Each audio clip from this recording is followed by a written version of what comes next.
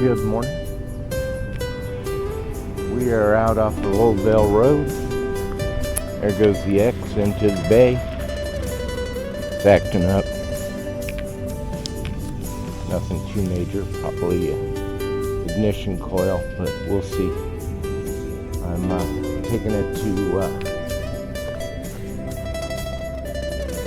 OOROO. I guess that's how you pronounce that. OOROO. My nephew-in-law, good mechanic, manages this place. After taking the X to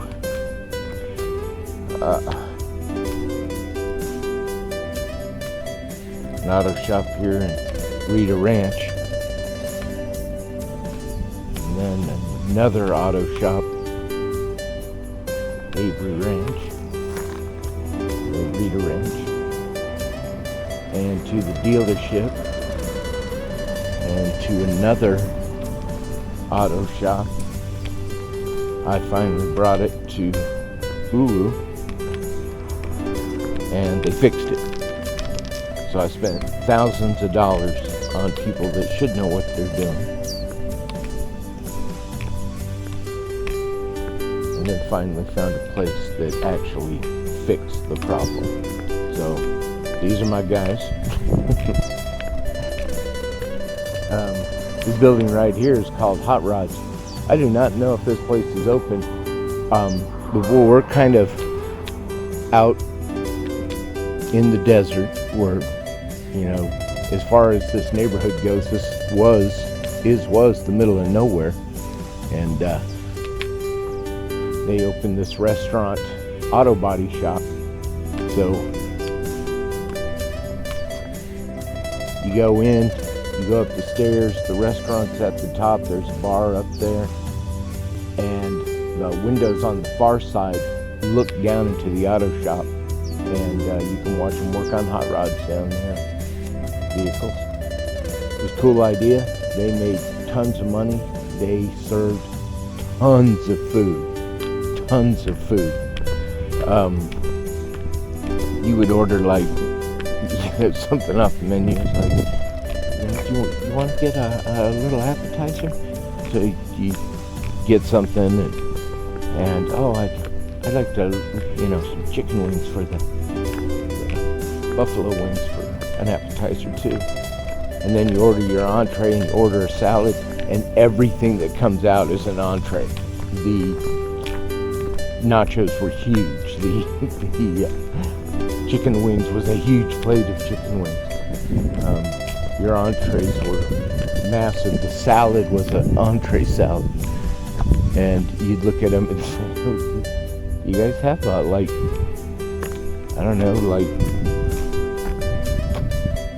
a dinner salad? Oh no, we don't do that.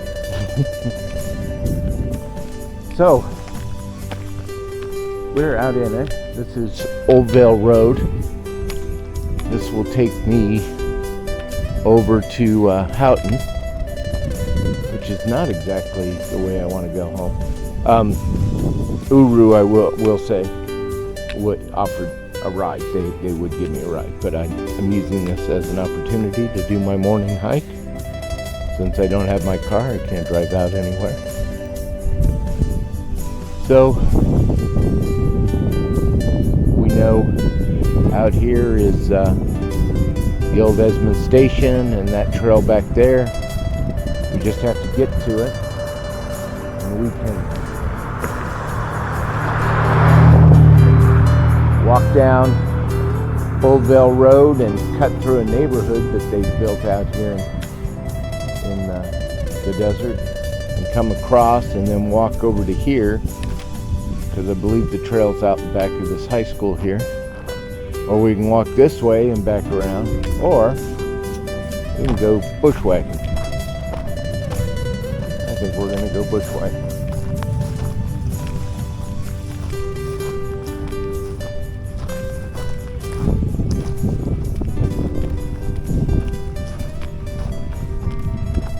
So it's going to be in the mid to upper 90s today.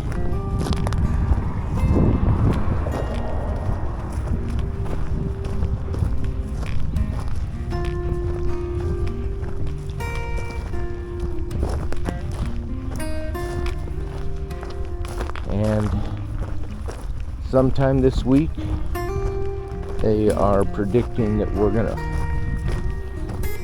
break 100.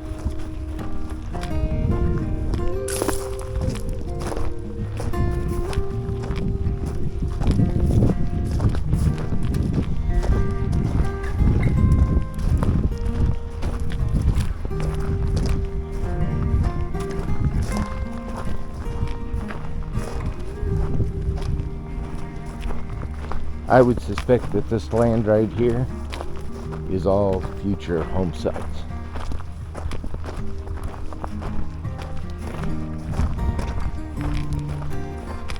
And I need to make a correction, which, since I haven't posted my Thunderbird hike yet, which I probably will have by the time you hear this, I had said that our Governor Katie Hobbs had ended home construction in the state of Arizona, limited to finishing what was there, and apparently it's just in the Phoenix area, which is a good thing, because Phoenix has been for decades going farther and farther out into the surrounding communities and desert and taking their water and bringing it into the city. And you know, frankly, Phoenix is lower than us. We're a little bit higher, and they really don't deserve water. They really don't. Those people should dry up and blow away. They have green grass, fountains, waterfalls, all just as decorations to entrances of homes, most or all of which have green grass. If you come to Tucson, we have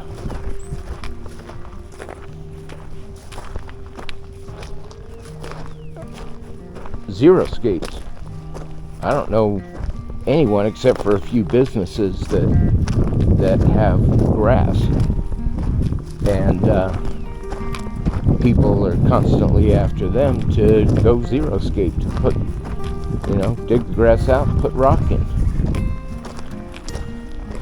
And they look at it like, it's okay, we don't mind spending the money on paying for the water, and it's not the cost of the water. Water's amazingly affordable here. It is the fact that we ain't got any. So, good for Katie. I wish she'd do it statewide, but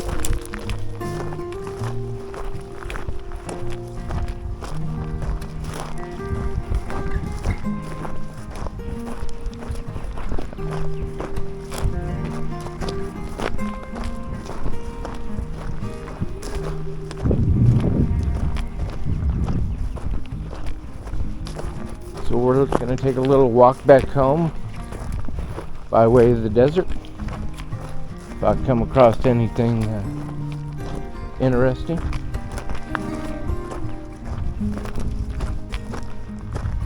I'll pop back in, talk to y'all then. See you later.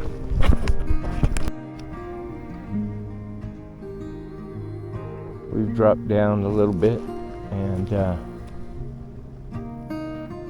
we're in kind of a drainage ditch of some kind. Not exactly sure why this is here, if it's natural or not.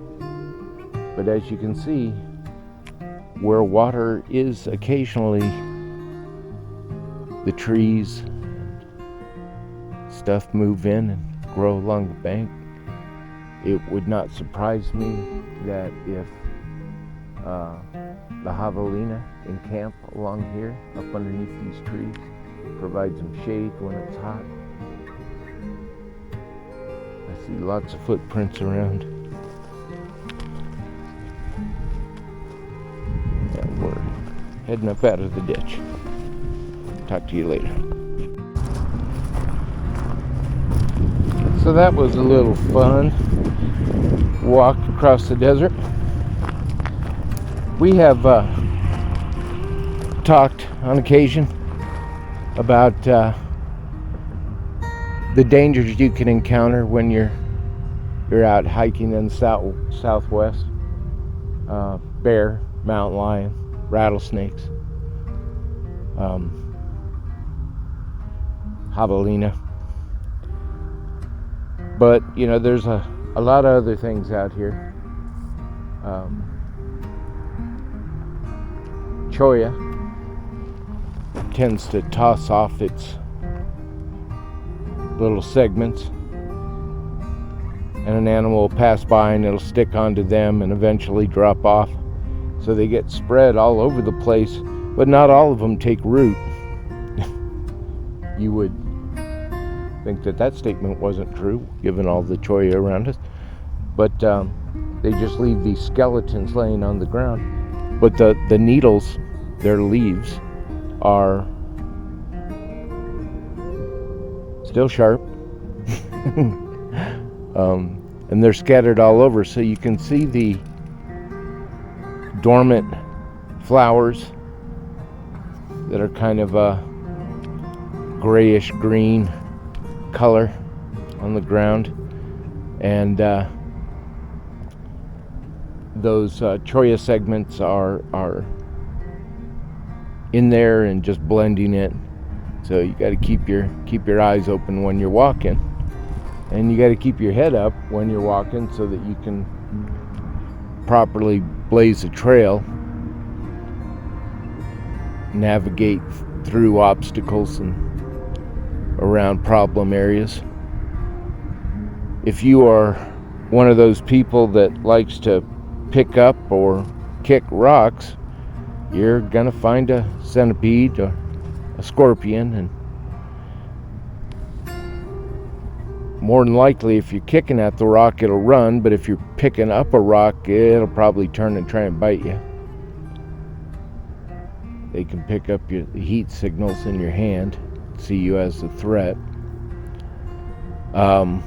Also, we do have various types of wasps and bees that like to make their home in the ground. So you really do want to tread lightly and not disturb the environment, because you could end up kicking yourself up a problem. Well, this is a magnet school, I believe. And we are going to slip past that and catch our trail out there and get back home.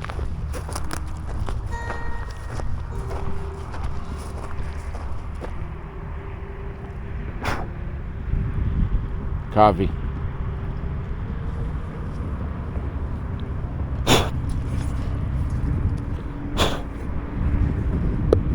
With all kinds of debris in it. Alright, talk to y'all later.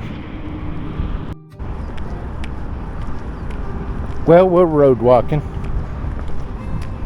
There was no way into the desert. They had it all fenced off.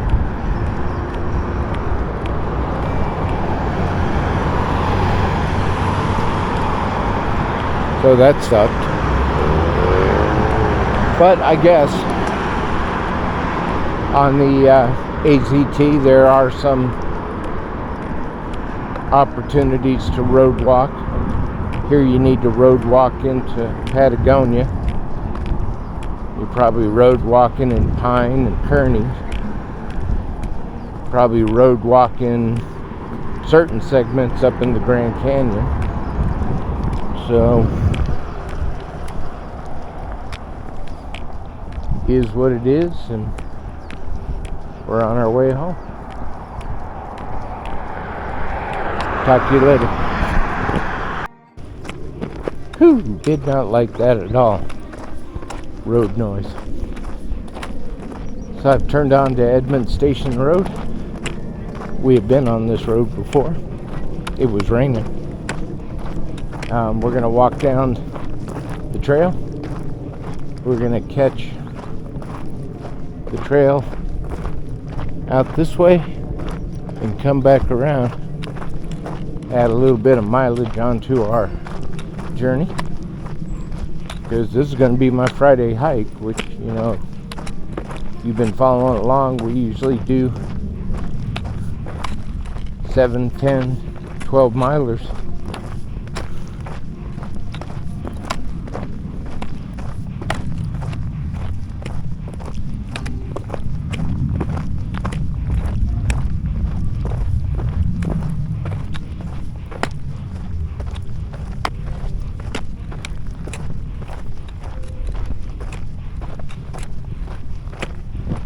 I am looking forward to next weekend. I am thinking that it's going to be in the hundreds, so we might go do a hike up in the Catalinas.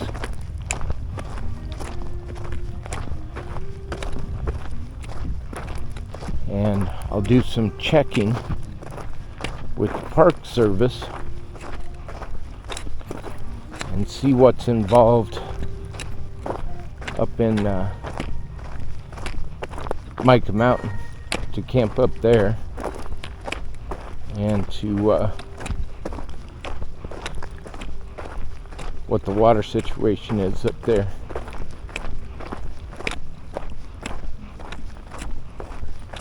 And maybe here in June we will do an overnighter up on Mica, since it will be hot.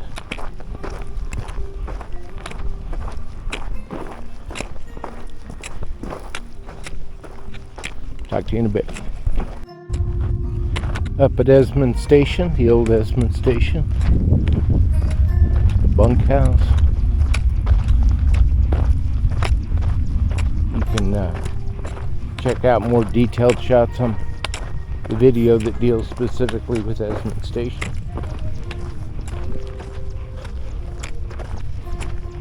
Was just checking in with you. An overcast, hazy day.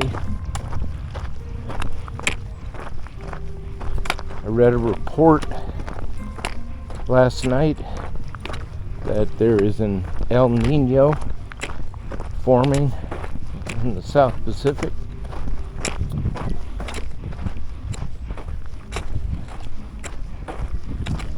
We don't know what that is and what that does to our weather and what you can expect for winter. And I don't care if you're here in the West Coast, the Southwest, the Midwest, or on the East Coast, it's going to affect you. So you want to be prepared. Check into that. I did a post on my Facebook account.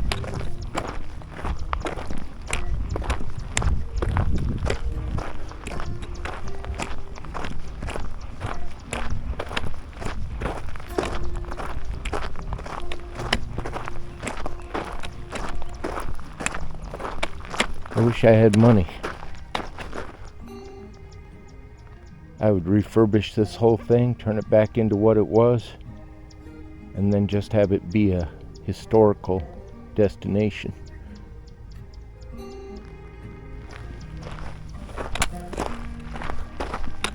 Just for giggles.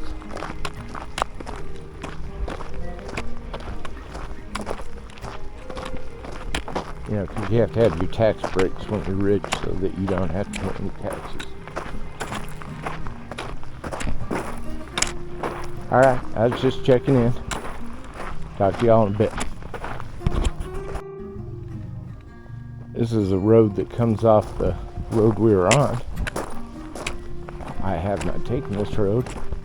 I'm seeing a sign on this, And I'm pretty sure that top word is no. But let's go see.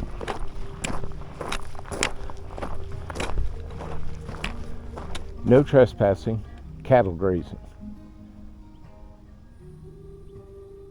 Well, I don't believe that, because I know this land up in here all opens up to where if there's cattle grazing, they'd be walking out on the road over there.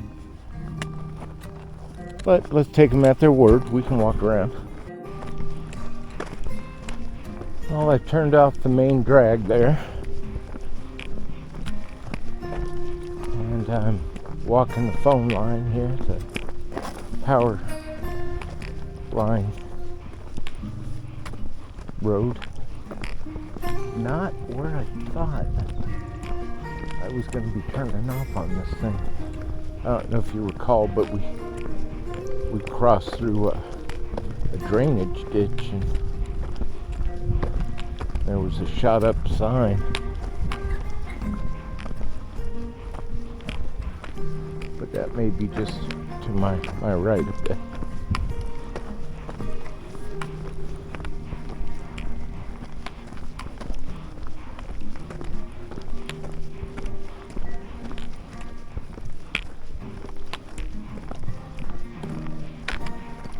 So, lots of hikes in our future. Got to get life to quit interrupting my dreams. Lots of hikes out in the West Desert. They're going to be long ones out there. Like, real long ones. Like, get your act together before you go to bed at night and get up at 3 in the morning and drive out to the desert and hike some mountains, do some summits.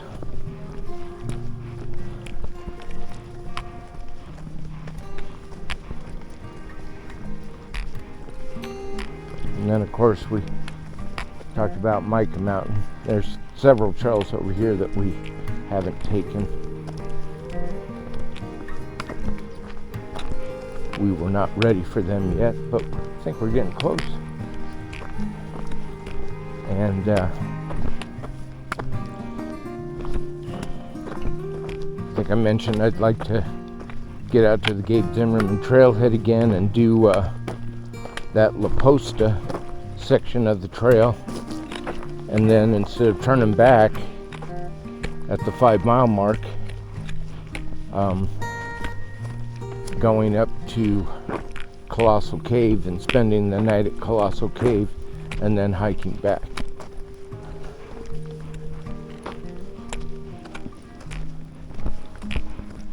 So do, I don't know, 10-15 miles out one day and 10-15 miles back the next day.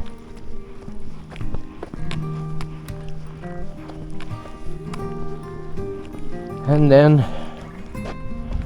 there's Mount Wrightson in Madera Canyon, and that'll be a hike. That'll be that'll be going up Baldy Trail, which was grueling. I've done it twice already. I didn't take you guys on the second one.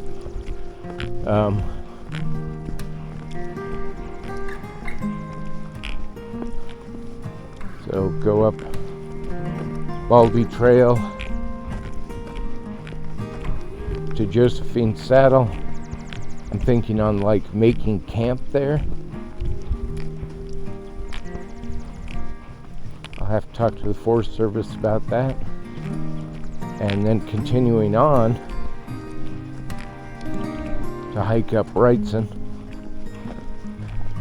summit that, come back to Josephine's Trail, spend the night, or at Josephine Saddle, and spend the night, and then walk down the Super Trail in the morning.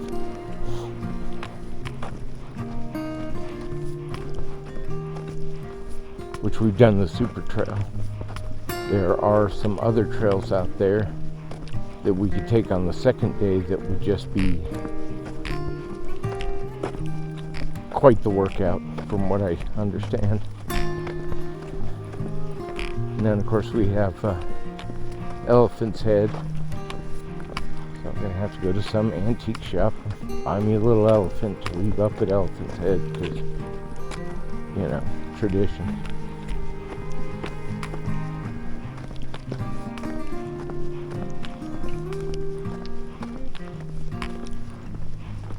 What else we got? Oh, we have Gardner Canyon up the backside to Wrightson. That's a hike. And we haven't made it out to Douglas Springs yet. We may do that in the monsoon season, just for shits and giggles and to get out in the rain. And like I said, next week it's going to be probably in the hundreds, so I'll be looking for a hike up in the Santa Catalinas to do. So lots to look forward to, lots to plan, lots to get under our belt.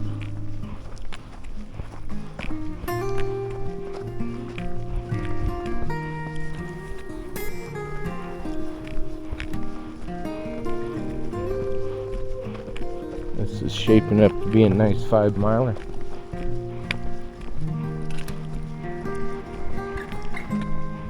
Talk to y'all in a bit. Well, we've made another left-hand turn. We're heading towards home.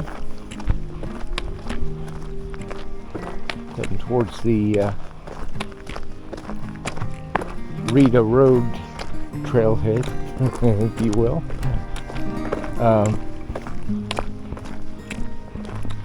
You can see all the high, thin clouds. That's a good thing. That's moisture. It is not going to rain anytime soon, I'll tell you that. Our monsoon season starts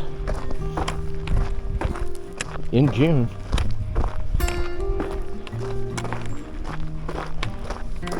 They do an official start to it.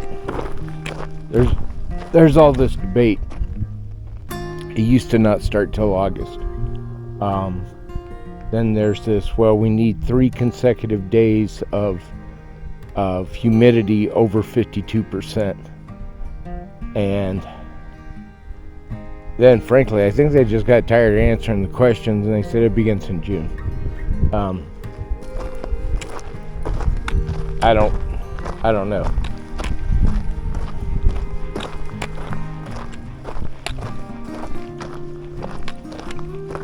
I know, for me and my wife, we would spend every 4th of July at Newport Beach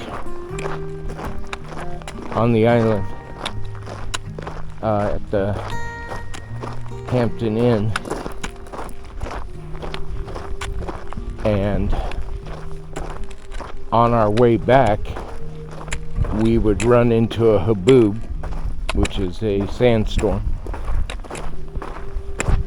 around Marana, and then we would run into rain on the opposite side of that haboob. Oh, excuse me. And for us, that was our official start to the monsoon season, because it wouldn't rain before that. And before we left, and we didn't care if it rained while we were gone, because we were at the beach in California. And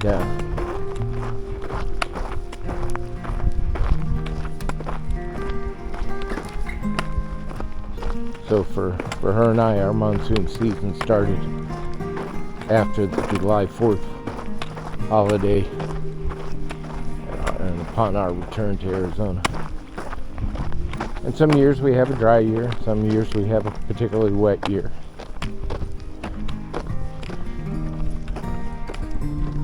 We'll see what the El Nino does.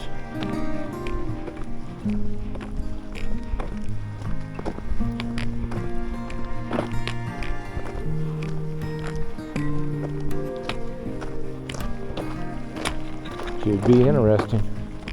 Should be interesting for the hikers of the Arizona Trail this winter 23-24, and what kind of weather they're going to encounter on their start dates. It is quite possible, and not a weatherman, don't know, but El Ninos tend to warm the waters, and the warming of the waters creates moisture in the atmosphere, and that moisture comes our way. Now, if that will come our way in the form of winter rains, great. If it comes our way in the form of winter snow, we'll have a repeat of this year. So, I don't know. Remains to be seen what Mother Nature will provide for us. But if you're out there and you're thinking about the Arizona Trail 23-24 season,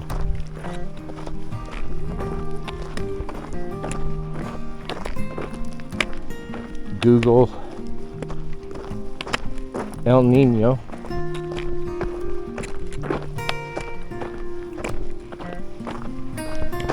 and look at the predictions of what that might bring for you.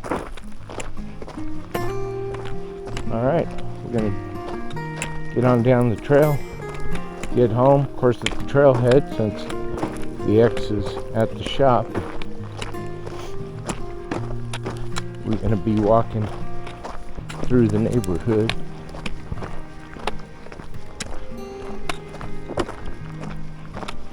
But I'll probably say goodbye to you at the trailhead.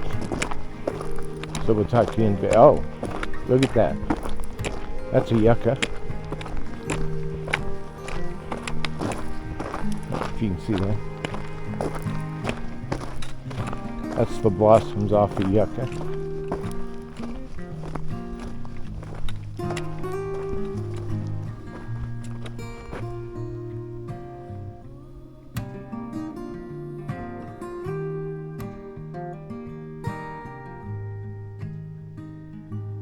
The bees and the various insects will get after that, pollinate,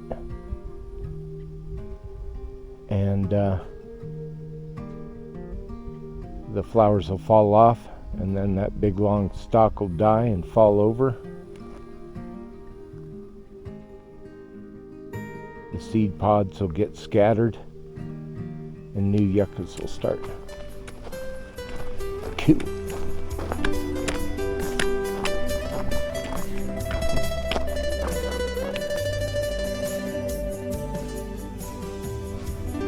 Cool plant. Alright, talk to you later. Well, we are almost at our destination. Not the end of my hike, but the end of yours with me.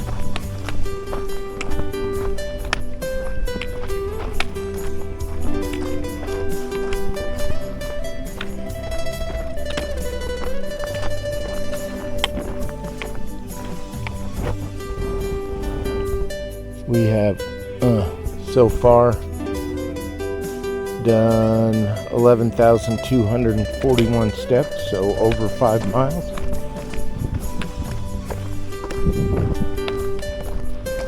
So this will be a strong 5-mile hike by the time I get home.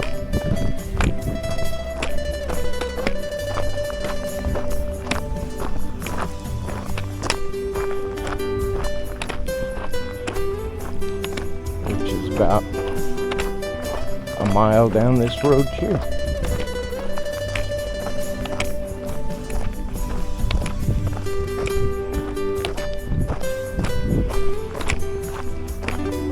This is AZG at 63. Thank y'all for coming along.